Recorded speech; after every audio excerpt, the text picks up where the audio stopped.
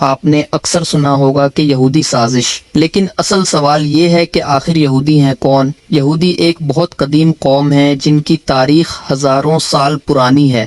ان کا تعلق ایک ابراہیمی سلسلے سے جوڑا جاتا ہے، یعنی وہی جڑ جس سے اسلام اور عیسائیت کی روایت بھی جڑی ہوئی ہیں۔ روایت کے مطابق حضرت ابراہیم علیہ السلام کے بیٹے حضرت اسحاق علیہ السلام تھے، اور حضرت اسحاق کے بیٹے حضرت یعقوب علیہ السلام تھے، جنہیں اسرائیل بھی کہا جاتا ہے۔ اسی نسبت سے ان کی اولاد کو بنی اسرائیل کہا جاتا ہے۔ حضرت یعقوب علیہ السلام کے 12 بیٹے تھے، جن سے 12 قبائل وجود میں آئے۔ انہی میں حضرت یوسف علیہ السلام بھی شامل تھے۔ حضرت یوسف علیہ السلام کی زندگی آزمائشوں سے بھری ہوئی تھی۔ بھائیوں کے حسد کی وجہ سے انہیں کنویں میں پھینکا گیا، پھر غلام بنا کر مصر لے جایا گیا، مگر اللہ نے انہیں علم اور حکمت عطا کی۔ مصر میں حضرت یوسف علیہ السلام کو ایک بلند مقام ملا۔ بعد میں ان کے ذریعے ان کا پورا خاندان مصر آ گیا اور بنی اسرائیل ایک علاقے میں آباد ہو گئے۔ وقت گزرتا گیا، مصر میں ایک نیا فرعون آیا جس نے بنی اسرائیل کو کمزور سمجھ کر ان پر ظلم شروع کر دیا۔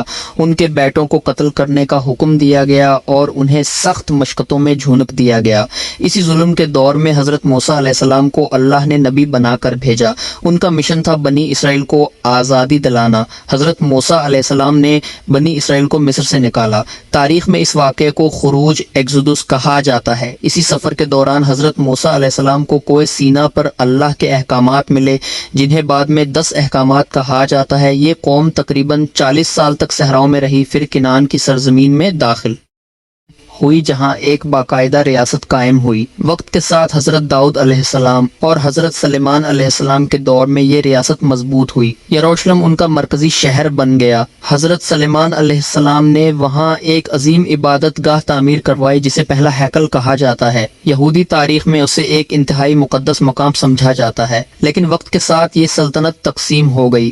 پھر بابل کی طاقتور سلطنت نے حملہ کیا، یروشلم کو تباہ کیا اور بہت سے یہودیوں کو جلا وطن کر دیا۔ کچھ عرصے بعد انہیں دوبارہ واپس آنے کا موقع ملا اور دوسرا ہیکل تعمیر کیا گیا۔ بعد میں یونانی اور پھر رومی سلطنت نے اس خطے پر قبضہ کر لیا۔ رومی دور میں ایک بڑی بغاوت کے بعد دوسرا ہیکل بھی تباہ ہو گیا۔ اس کے بعد یہودی دنیا کے مختلف حصوں میں پھیل گئے۔ اس عمل کو تاریخ میں ڈائسپورا کہا جاتا ہے۔ صدیوں تک یہ لوگ یورپ، مشرق وسطیٰ اور دیگر علاقوں میں اقلیت کے طور پر رہتے رہے۔ ان کے خلاف کئی جگہ تعصب اور تشدد بھی ہوتا رہا۔ 19ویں صدی میں تھیوڈور ہرزل نے ایک نظریہ پیش کیا کہ یہودیوں کی اپنی ایک الگ ریاست ہونی چاہیے۔ اسی سوچ کو صہیونیت زیونسم کہا گیا۔ پھر دوسری جنگ عظیم کے دوران نازی جرمنی میں ہولوکاسٹ ہوا، جس میں تقریباً 60 لاکھ یہودی قتل کیے گئے۔ یہ تاریخ کا ایک انتہائی افسوسناک اور خوفناک باب تھا۔ اس واقعے کے بعد دنیا بھر میں یہ خیال مزید مضبوط ہوا کہ یہودیوں کے لیے ایک علیحدہ ریاست ضروری ہے۔ برطانوی دور میں فلسطین میں یہودیوں کی ہجرت بڑھتی گئی اور 1917 کے بلفور اعلامیے میں اس کی حمایت بھی کی گئی، حالانکہ وہاں پہلے سے عرب آبادی موجود تھی جو صدیوں سے رہ رہی تھی۔ 1947 میں اقوام متحدہ نے فلسطین کو 2